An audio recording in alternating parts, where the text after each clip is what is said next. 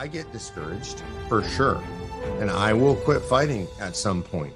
And that point is when the first shovel of dirt hits the top of my box 6 feet down.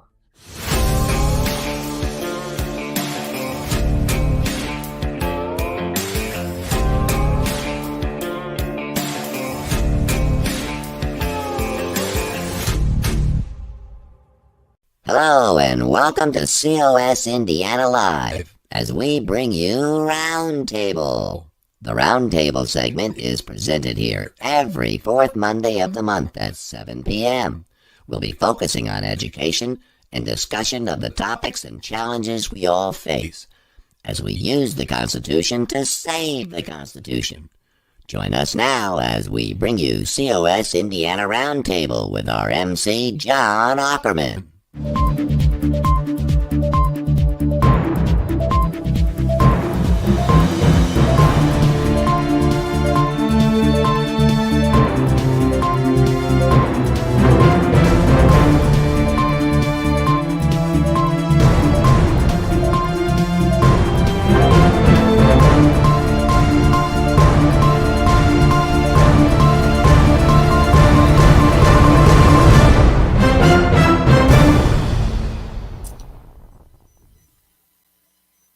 Welcome to COS Indiana Roundtable.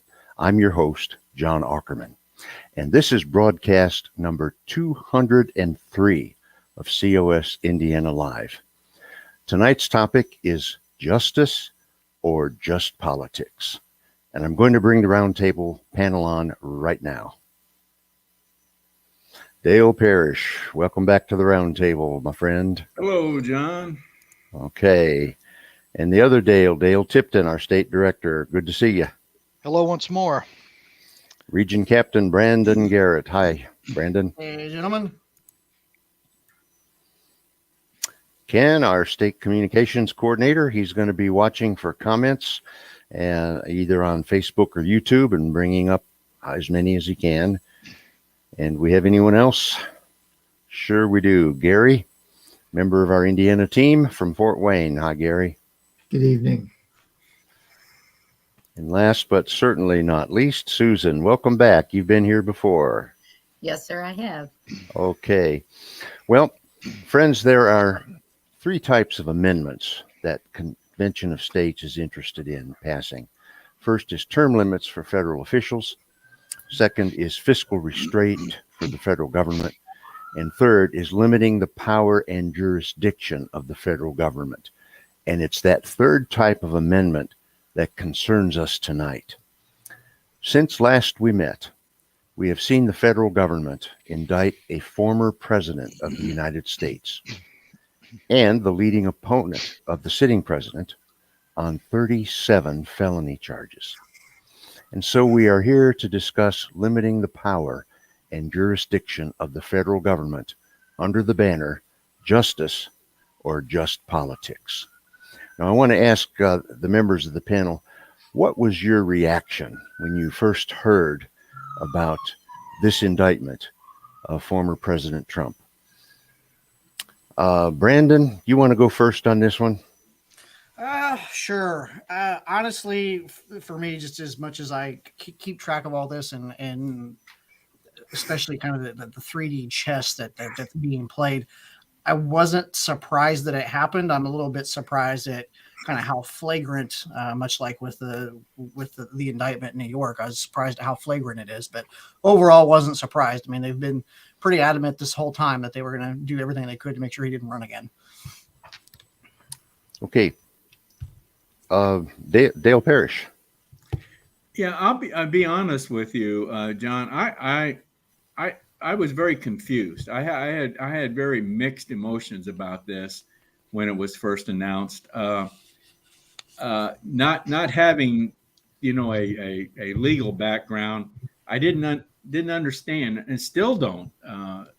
A lot of the ramifications involved in this. Were all these serious or were they not? I heard one historian classify this or in his opinion, this whole thing was equivalent to returning a late library book. Well, I don't know if that's true or not, but I guess for me, it's a kind of a state of confusion is my first reaction.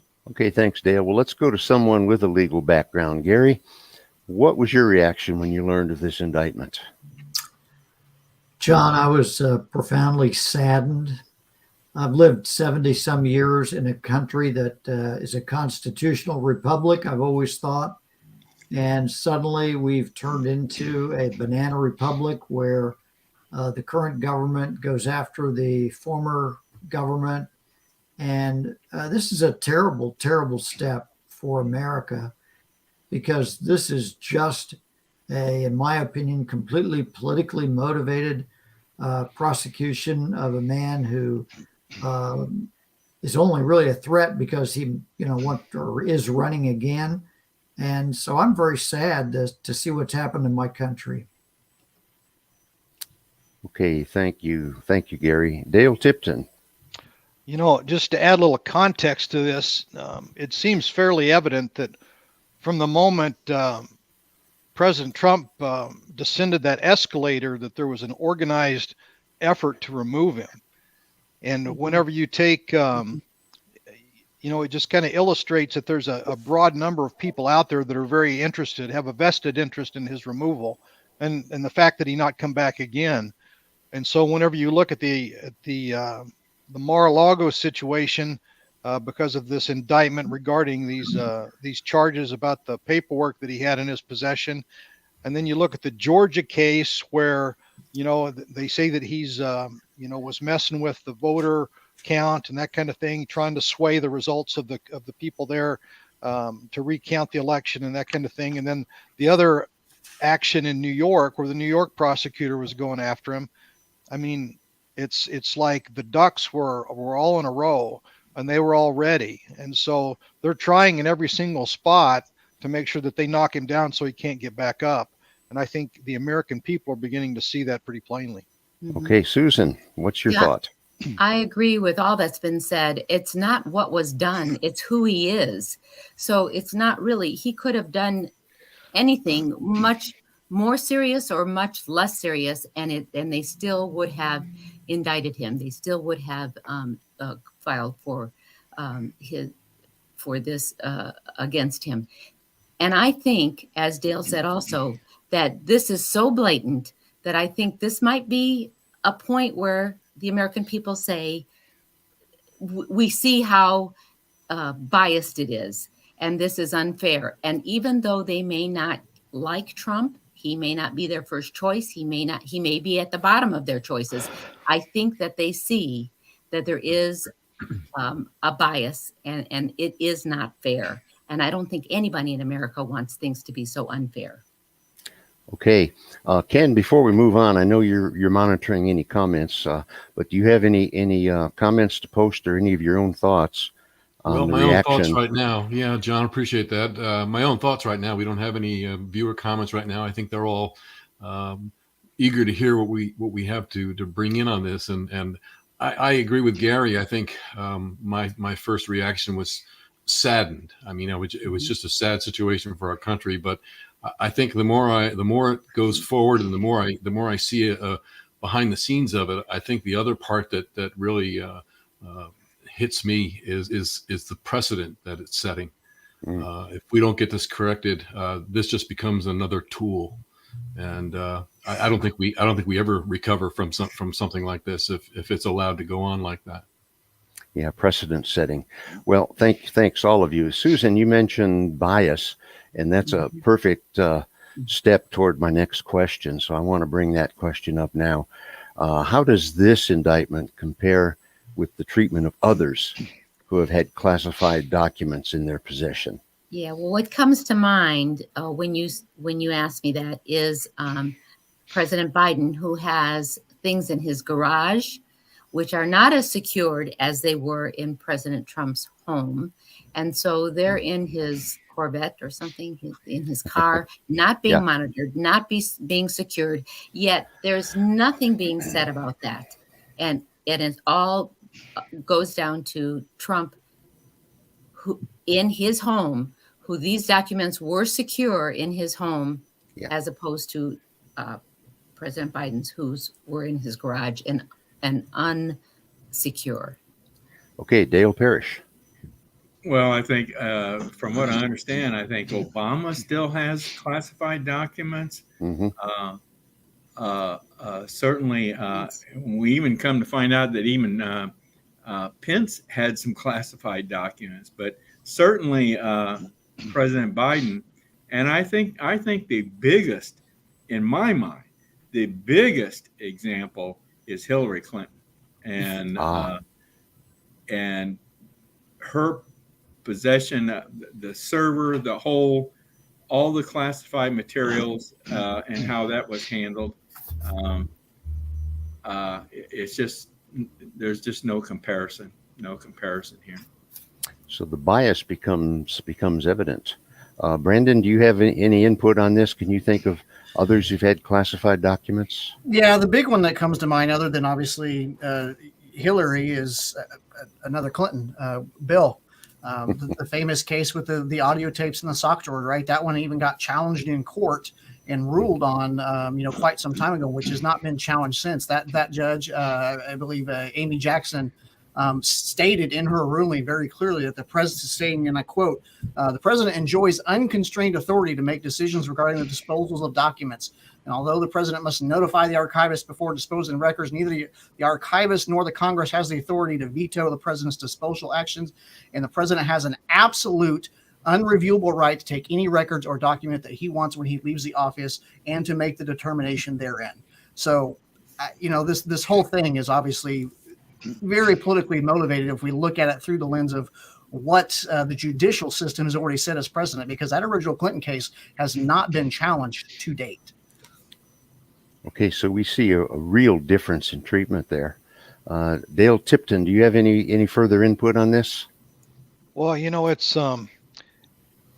it's one of those situations from what the analysts are all saying. This has been happening with presidents at least since FDR, where they're able to gather all of the documents that they think are appropriate to be held due to their history in office, so that they can put them in their libraries and all these other kind of things.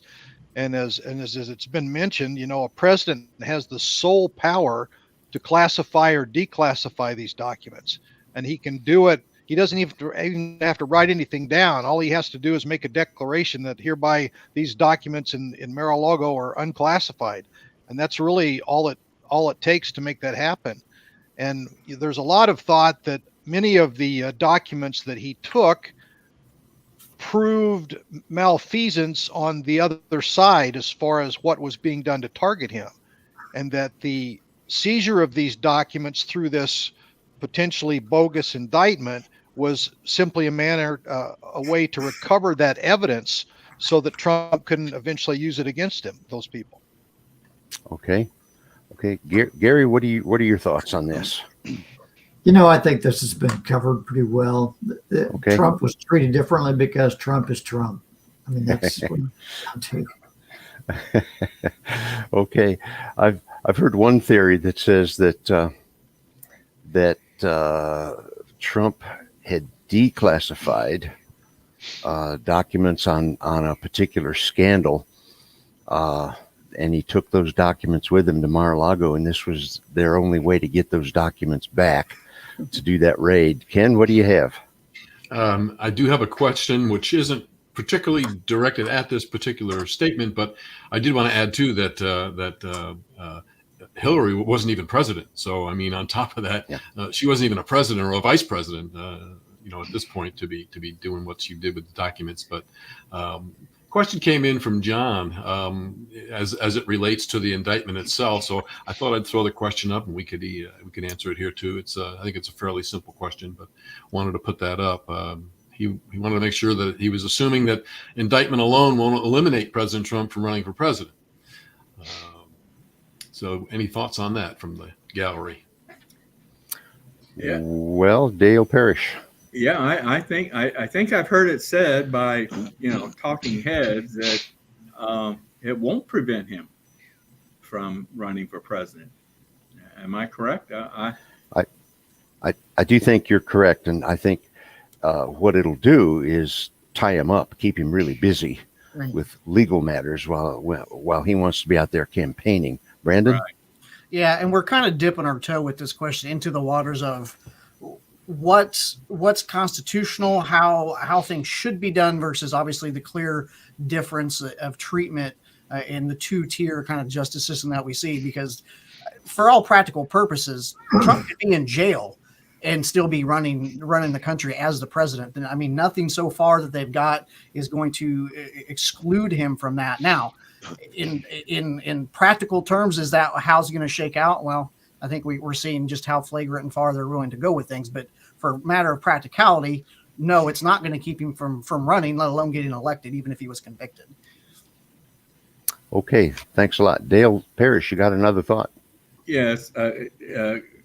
Going forward on what Brandon just said, I think there's a question then, do we want to have someone running for president that's under indictment? Do we want someone as president that's in jail? I mean, I think we have to, as a country, we've got to draw the line here somewhere. But let's hope it doesn't get to that point. Right. I'm with you there. Well, I want to. Okay, Dale Tipton, you got a thought? Well, just another thought concerning, thinking back to this whole indictment process. It's important to realize that whenever that United States attorney, who also has a record of being a Trump hater, whenever you're presenting information to a grand jury, it's all one-sided. It's only what this prosecutor wants the grand jury to find out about. Right. And so there's no defensive efforts for nobody speaking on Trump's behalf. Nobody's trying to argue any of the facts or anything like that. It's strictly this is supposed to be gospel as according to the prosecutor, and that's all that those grand jurors have to go on. And so getting an indictment is not that big of a deal, because any good storyteller can convince a grand jury that somebody is guilty of XYZ. Good point. Thanks, Dale. Well, I want to broaden the horizon a little bit, and my next question looks outside the United States, and I want us to think about other countries. What has happened in other nations that have followed a similar course, indicting, prosecuting former leaders? And maybe Susan, you already went first once. Let's go to Gary Harbaugh. You get to go first this time. What's happened in other countries? Well, John, interestingly enough, there have been quite a few countries that have indicted former leaders. And when I researched this, it was kind of curious, because almost the great majority, 95% of them or something, were indicted for corruption, which there's a guy in the White House now that might be thinking about that. But in Paraguay, for example, I think South America has indicted many former leaders. Paraguay, I think it said every president between like 1985 and 2007 or something, except one, was indicted following their terms in office. But again, almost all of these have been for corruption. That is, taking money to influence policy and that sort of thing. And it's a sad thing to see a country go that route, which again is kind of what we're seeing right now in the United States, where it's corruption at the highest level. The thing with Trump is completely different. This is an argument about records. It's not about, was he corrupt? Nobody has argued that he was corrupt. The corruption is the person we see in the White House right now, it appears to me. Well, time will tell. Okay. Susan, can you think of other nations that have followed a similar course, and what's happened there? What comes to mind when I think of that is how out of the ordinary that it seemed when we would see other countries go through things like this, and we would say that would never happen in America, and almost to the point where you almost have to be afraid for supporting those people who are not liked by a certain party, and worried that these people disappear. In other countries, they are injured, their families are threatened, and they end up disappearing. We're not to that point yet, but it worries me that we are sliding down a slippery slope here with having one side try to control the narrative for the whole country. That's an important warning, the slippery slope. We don't want to go there. Dale Tipton, you have a thought about this? Well, I was just thinking about the people that have been interviewed lately that have come from Cuba, Venezuela, Colombia, different places like that have fled these countries to come to America for freedom and liberty. Those places, if you look at Venezuela, they were very wealthy, huge income from oil and gas, and just are very rich in natural resources. And they kind of went down this same path, and now their currency is kind of bottomed out. There's food lines, people can't get enough to eat, all those kind of things that that can happen whenever a country just kind of takes its eye off the ball, and they forget about protecting their citizens, and a certain elite group try to enrich themselves. And I think it's pretty plain, as Susan said, that the writing is on the wall, and we're walking down those very same footsteps. I'm not exactly sure how fast or how slow we're going, but we're certainly proceeding in that direction. Okay, thanks for that input. Dale Parrish. John, I can't think of any particular countries per se, but isn't the former prime minister in England, isn't he being prosecuted? Wasn't he prosecuted for corruption or for taking kickbacks or something or another? Wasn't he? Or am I imagining that? Boris Johnson, right? Boris Johnson, yes. Yeah, I think I saw something in the news that they're after him. Had something to do with partying during COVID lockdowns or something. Yeah, and they're going after him now for something. Yeah. But that sort of thing just really smacks of the phrase we heard a few moments ago, banana republic. Mm-hmm. Didn't even Netanyahu in Israel didn't they try and go after him when he lost power there for a while? I think so. Of course, you see what happened. He got back in power. He got back in. Wonder if that's that kind of sounds familiar, huh? Well, we've had one president who got unelected, and then after 4 years out, he got reelected. Yeah. It's happened in our country. It was rare. Out of the 46 presidents, it only happened one time. Yeah.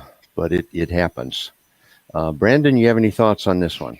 Oh, I add a few. I mean, if we look at it in terms of not just political leadership, but cultural leadership across history, there's a couple figures that stand out in mind, and I'm going to go a little bit further back in history. The first one, obviously, Alexander Solzhenitsyn, from communist Russia at the time, very outspoken critic of all the terrible things going on during the political repression, with the gulags and everything that was going around over there. But if we go back to people that the founding fathers looked to, go back to ancient Greece, Socrates, right? Socrates not only was arguably wrongfully charged and imprisoned, but Socrates was sentenced to death.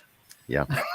And we all know, ultimately Greece was kind of already on the downswing at that time, and ultimately fell. But, to liken it to kind of what we're seeing today, I mean, that's the path that we're on. Like, if they're willing to do it to Trump, if they're willing to do these things to people who they identified were in DC by geofencing their cell phone on January 6th, like this is a very, very slippery slope that we're on, and a dangerous one at that. I don't think necessarily we're going to be seeing people put to death, like the ancient Greeks, but we're dipping our toe very, very candidly into the world that Solzhenitsyn wrote about, for sure. Yep. And we need to be careful. I remember in 2016, during that presidential campaign, at some Trump rallies, chants of "lock her up" broke out. Mm-hmm. But did his Justice Department make one move against Hillary Clinton? No. Why not? Because you don't do that sort of thing in a constitutional republic. You let the people decide. Ken, you got anything for us, or is it time to move on? No, just another comment from John. It's basically agreeing with all of us and talking about really these immigrants that are coming to the country, and I think they're the first ones to speak out right now and tell us this is not good. I can give you firsthand experience as to why this is not good. And I think what the problem is now is we have to wake up those sleeping people in our country that simply are not. Well, first of all, they're not aware, they're not getting the news, which is another whole roundtable. I think is to bring up the media, but people that are uneducated in this area either don't know history, won't go back and look at true history, or just are asleep at the wheel. Okay, good point. Thank you, John, for that. You know, there's a statement in the Declaration of Independence that is kind of a sober warning. And I'm quoting now from our Declaration of Independence. When a long train of abuses and usurpations evinces a design to reduce them, that is the people, under absolute despotism, it is their right, it is their duty to throw off such government and to provide new guards for their future security. Close quote. That's not one of the lines that we've memorized, but it's in the Declaration. And it's a dire warning. We may be coming up to a difficult period in the life of our nation if these kinds of abuses continue. And it just points out to me the importance of the Convention of States and having the convention to propose amendments to rein in the abuses of power that we see everywhere we look in the federal government. Any final inputs on this question before we move on? Anybody? I got a comment from one of our regulars here. Robert brings up the fact that the same scenario played out in Yugoslavia just a few years ago. So we're talking about other places that it's happened. Thanks, Robert. That's a good reminder. Yeah. I had forgotten about that one or overlooked it. So thanks for bringing it up. Well, let's move on to my next question then. Okay, it's a bad situation, but what would have been a better course of action for the government to have taken with regard to documents that Trump had in Mar-a-Lago? And Dale Tipton, why don't you go first this time? Well, I mean, if you look back at what was going on, Trump and his legal team were already in a dialogue with the people at the National Archives over who was going to get what and who was going to take possession of what. And as near as I know, he was, cooperating with these folks. And so the natural thing to have had happen would have been that process just continued. I don't think that there was any timeline that he was violating or anything like that. As he said himself, there were, boxes upon boxes. I don't know how many, but, literally a room full of boxes full of records. And it takes some time to go through those things individually. Some of that was his personal property. Some of it was, notes and other things, some of them actual governmental documents. If that process could have just played out, this whole thing could have been put to bed and he would have gone on and, nothing more would have happened. That was the right thing to do. Good point. Susan, are you wanting to talk here? I see your hand. I was agreeing with Dale and also thinking that if, in fact, some action was going to be taken against President Trump, that same action, they should have said, we realize that there are a lot of former presidents, vice presidents, who have documents in their personal storage. And we realize that there is a process to declassify, and it's the president's sole responsibility to declassify. And they should have looked at all documents together, not just his documents. That would have looked better to the American people, I think, and that would have been a more American way to do this, is not to single out one person that had an infraction that we don't even know is an infraction that several other people in his same position have had. Good point. Thank you, Susan. Gary, do you have any input on this? Yeah, John, the National Archivist is empowered to take possession of the president's records when he leaves office. And in the case of recent presidents, the practice has been to rent or lease a warehouse or an office space near where the president will reside, near where a presidential library is expected to be built, transfer all those records there. That way the president can have access to them and so forth. And that's what they did for, George Bush. That's what they did for Barack Obama. And this is a unique circumstance that it appears the archivist told Trump or negotiated with Trump to said, why don't you just go ahead and take these to Mar-a-Lago, to your personal residence?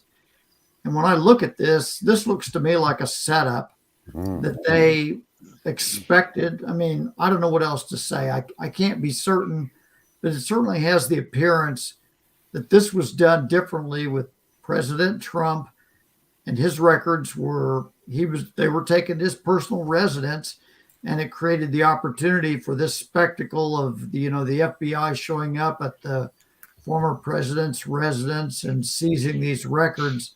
And it wouldn't have really been a big deal if they'd gone to a warehouse, 15 miles from where he lives, and they took them from there. But going to his residence was, it seems like kind of a made for television event.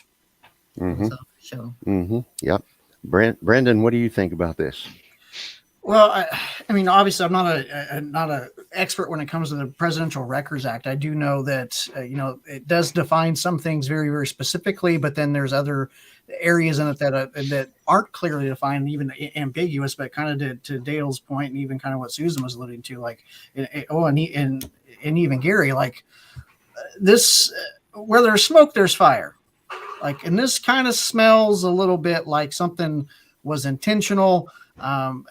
When we look at how these types of situations have been handled with prior administrations, the reports out there on some media channels, obviously, vilifying the process. But when it comes down to it, Trump and his team were clearly communicating, with the National Archives. They were given direction about, hey, this needs to be under more secure lock in this particular area. That was taken care of. So just the whole thing, I think the term in the FBI community, Dale, is hanky, right? This whole thing is just kind of hanky. Hanky. Exactly right. Is that an official term? Oh yeah, hanky's definitely it's right there. Yeah. According to Tommy Lee Jones, it is. Okay. Dale Parrish, any thoughts on this? Nothing more than what has already been said, but I certainly think that there has to have been some better ways of handling this than the way it was handled. So, yeah, and I think they surely could have done a better job than showing up at his residence with an FBI SWAT team and then not allowing his attorney to be in the room as they did the search. They treated Joe Biden and Mike Pence very differently when classified documents were found in their homes. And so, again, the bias shows up. Ken, before I move on, anything else?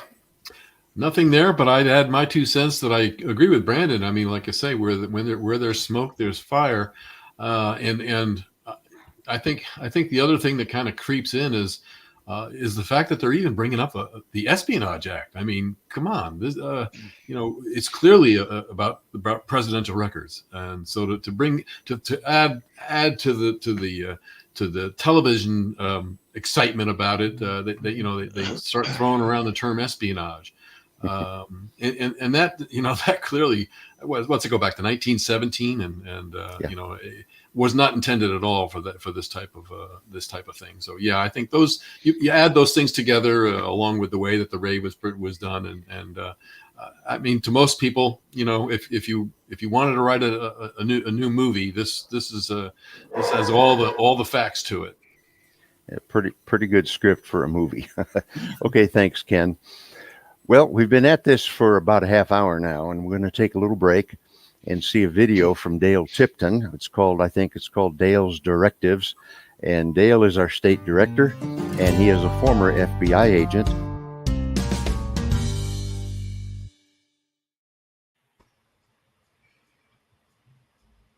Dale Tipton once again with Convention of States. I was just sitting here thinking that it is a sad thing to contemplate, but I think we're at the point we have to admit that there is in fact a two-tier system of federal justice in our country right now. You need look no further than the investigation into the Clintons, the Clinton foundations, where there were various tax problems, the sale of uranium to foreign adversaries, exorbitant speaking fees that were provided to the Clintons for monetary contributions that then came flowing into the foundation. There were a number of things like that taken a look at casually by the Department of Justice and then let go. So then we switch to the other side and you look at Donald Trump, you look at people affiliated with Trump, you look at the people affiliated with January 6th, and you see a completely different way of dealing with those people.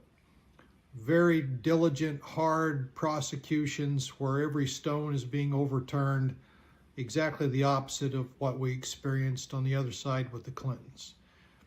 In fact, the Department of Homeland Security threat matrix shows that if you're a member of the Republican Party, that is a potential gateway into domestic extremism, along with watching Fox News and other such programs. This tells you where we're at today pretty plainly. Anybody that takes the time to look can really see it. It's a sad realization for all of us, but we have no choice but to fight back if we want to keep America the America that we grew up in. Thank you for listening. Take care now. Thanks, Dale. That's very well done, and we really do appreciate it. I want to build on that foundation now and ask about what about this two-tiered justice system? Let's kick that one around a little bit, panel. And Susan, why don't you talk first? What do you think about this two-tiered system of justice? I think that everything that is presented to the public is for shock and awe against Trump and anyone that is right-leaning. I think that the public is probably pretty split down the middle. And I believe that they get their opinions from the media, of course, as we do too. I found a graph that showed where the median was and where the neither right nor left was. And then I looked at all the news outlets on the left and all the news outlets on the right. And there are about 3 times more news outlets that have a left-leaning opinion. Mm-hmm. So when people listen to, say, MSNBC, they don't hear anything about Clinton's BlackBerry. They don't hear anything about the documents that are in Biden's garage. They don't hear any of that. All they hear 24/7 is Trump, Trump, Trump, Trump, Trump, Trump, Trump, Trump, Trump, and all the bad things that have happened that they are drumming up that have happened as Trump is non-American and not fit for the presidency. So how can we then change the minds of people who never hear some of the facts that we hear and that we know?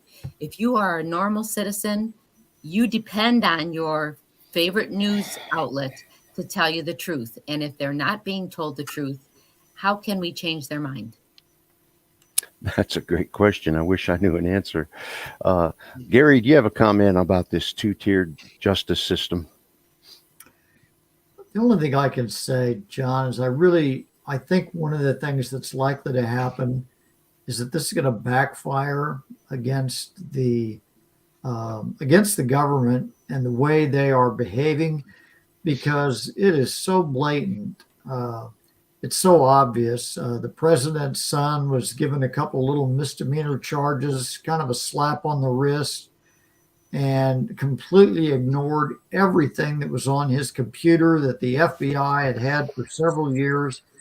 And so anybody looking at this objectively has to look at it and say, wow, the two sides are being treated differently. And I think many people in the public are starting to come to the realization that something's wrong and something's rotten in DC, and that hopefully in the next election, some things will be fixed. And more importantly, that it really takes a revolutionary type of thing like a convention of states that really comes from the level of the states to put the kibosh on Washington to say we've got to limit the power of Washington because they're abusing the power that they've been given. Okay, that's a very helpful answer. Dale Parrish, what are your thoughts here? And then I'll come to Dale Tipton. I'm thinking, I agree with what everyone's saying here. And I think people are beginning to see this more and more. I really think they are. But, what strikes me is the opportunity that we have here to tout the solution to all this. And the solution that we have that's as big as the problem is a convention of states. To where we can propose amendments that would deal with this type of thing. And so I think as bad as this is right now, I'm thinking this is a good opportunity for convention of states, quite honestly. All right, thank you. And the other Dale, Tipton. Well, I just thought I would add that if whenever you think about a two-tiered justice system, this isn't really a new thing. This actually goes back decades, but in the past, it used to be about rich versus poor. That if the son of a rich man was indicted on some kind of charge or whatever, due to the fact that the family could afford the best attorneys, that person would likely walk. Whereas the poor person who got the government appointed attorney, it never turned out good for them. They got some kind of a plea bargain maybe, and they ended up doing whatever time in prison.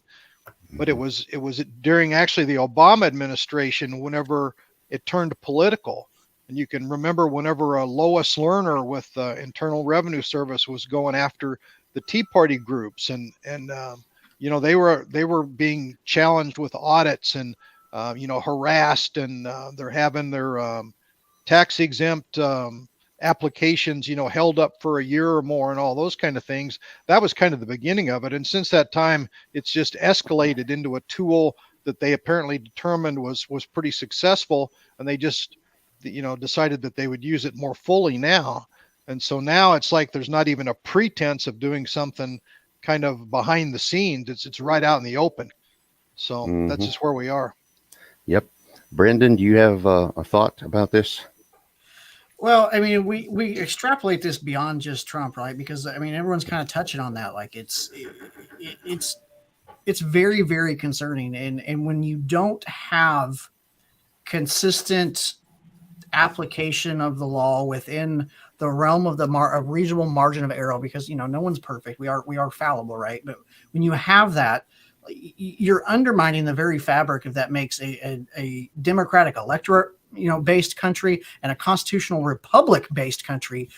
You're undermining that to the extent that it's going to tear the fabric of the very foundation apart, and that's a dangerous path to be on. That is the road to the world of Solzhenitsyn and all these other third world countries where we see and throw the term banana republic like that. That is just absolutely atrocious that we even have to have this conversation, because it's so dangerous. And I don't think, to Susan's point, I don't think people are aware of how dangerous it is. One, because they're not being told, which is another topic altogether, because they're just not.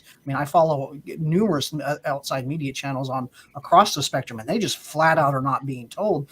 But even when you do give them that information or get involved in a conversation with someone that's aware of it, they just don't make the connection to how big of a problem it is, because orange man bad. We got to get the bad guy kind of deal. Yep. Okay. Before we move on, Ken, do you have anything? Well, I've got something that might put a little twist to our conversation, and it's based on Dale Parrish's comment that we have the solution. And John Graves brings up an interesting question that I'll throw out for everybody here, and it's how would we word an amendment that would rein in unfair treatment of opposing political figures? So that's just something I think that as we look at convention of states and when we got there, obviously, we're looking at federal overreach as probably the biggest segment that deals with what convention of states has listed. But I find this to be an interesting question too. So anybody have thoughts on this? Well, I see that Dale Parrish has the answer. This I'm not going to say that this is going to solve everything related to this question, but in Mark Levin's book Liberty Amendments, he puts forth some suggested amendments, and one of the amendments that caught my attention when I first read the book, and I've never forgotten it, and I can't repeat it verbatim, but basically it was an amendment that would give the states power based on a majority of states. I think it was 3/5 of the states had to decide in favor, that it would give the states the power to overturn decisions that would come out of Washington, D.C. Wow. And now, were there some limits on what decisions would be considered and which ones wouldn't? I don't really recall. But in my opinion, that kind of amendment, that kind of step, I think is what is going to be required to bring more control back to the people. Okay. Some point. ability for the states to overturn decisions, rules, whatever comes out of our government. Okay. And Mark Levin is one of our big supporters. Right. Every once in a while on his Sunday night program, he really highlights Convention of States, and he goes to bat for us. And that book may have been one of the things that kicked this movement into existence, the Liberty Amendments. Great book. Okay. Well, my last question, we've already kind of answered. It's going to show up here on the screen now. I wanted to ask what can be done to correct these abuses of power, and we've kind of already answered that. As a bunch of individuals, there isn't anything we can do, but acting together, we the people can call for a convention of states. And my memory is that 19 states have already passed the application and sent it to Congress, and when we get to 34 states, it's going to happen. So does anyone else have anything to contribute? You can just raise your hand if you want to speak to this question, but I think we've already answered it.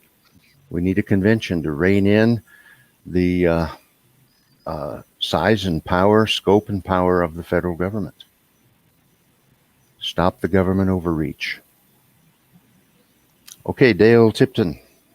If one of the other things that just occurred to me was, if Congress actually did their job, instead of just letting this stuff float blindly by, we wouldn't be in this situation that we're in, because they hold the power to the purse, and any of these offending agencies could be defunded or, just basically controlled financially. That would take away a lot of their power. And I often kind of scratch my head and wonder why that hasn't been done up to this point. Well, many years ago, Congress delegated rulemaking to the executive branch, and just an awful lot of these abuses come out of the executive branch. Seems to me that the Congress has abdicated its constitutional power and authority, and they've said the executive branch can write the rules, and that's where we see a lot of abuses coming from. Just before we close this off, I just want to give you a brief quote.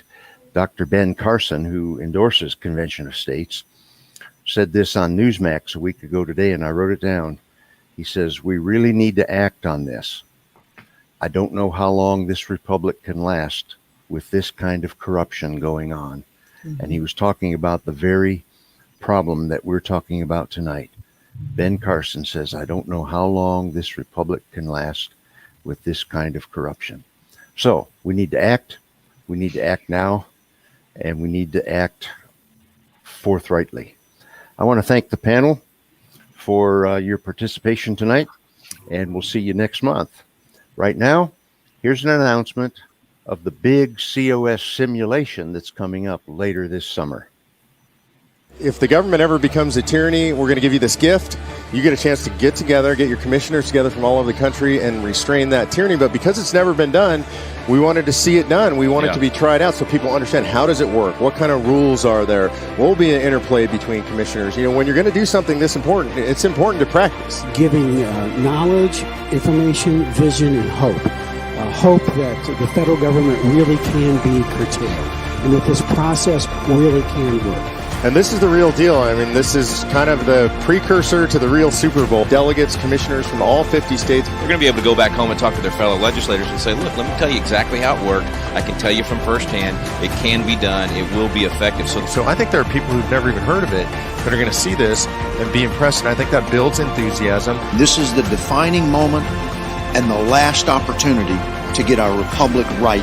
We need a solution as big as the problem.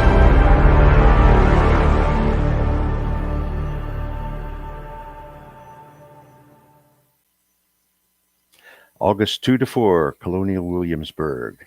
Dale Tipton, you're our state director. Talk to the audience about how they can become involved in Convention of States.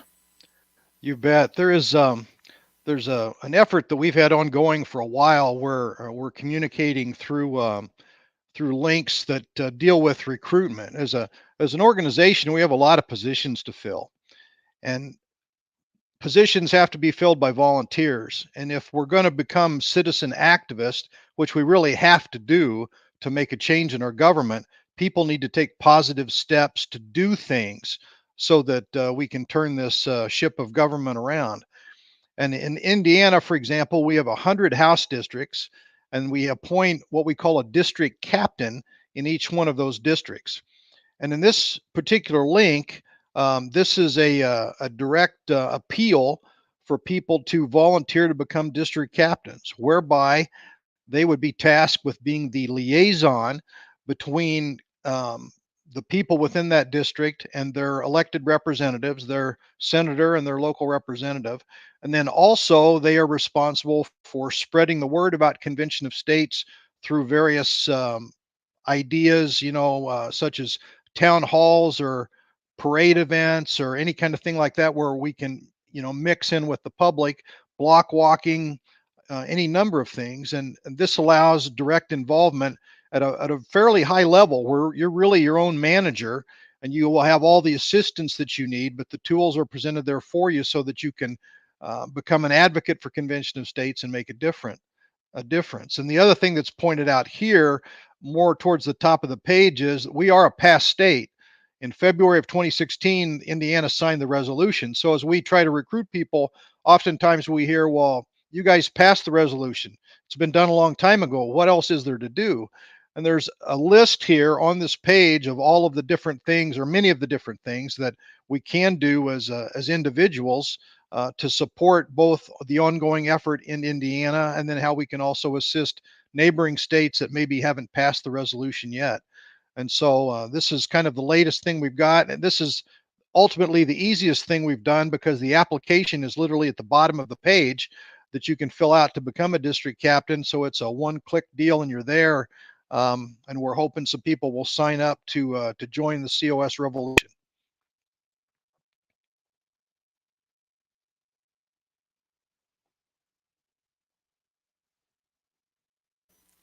Okay, thank you, Dale. And this brings us to the end of this month's roundtable. Before I say goodbye, I want to give you our email address. If you have any questions about Convention of States, you can email them to us at this address, raiseyourvoicecos@gmail.com. That's raiseyourvoicecos@gmail.com. Be sure to tune in next Monday, July 3rd at 7 p.m. Eastern for a Best of COS Indiana. Our next live broadcast will be on July the 10th, 2 weeks from tonight. And our next roundtable will be on the 4th Monday of July. That'll be July 24th at 7 p.m. Eastern. And to close us out, here's a message from our National COS President, Mark Meckler, called The Day I'll Quit Fighting. I struggle to empathize with people who would give up. It doesn't make sense to me. Sam Adams said, For those of you who prefer safety and security over liberty, over the animating fight for liberty, I hope that you enjoy licking the hands that feed you. May your chains rest lightly upon you, and may posterity forget that you are our countrymen. Like, do you understand that your kids and you are sentencing your kids and your grandkids and your friends' kids and your neighbors' kids to a lifetime of slavery and servitude, literally, of fear, of living in the darkness? But never, ever, never, never, never give up.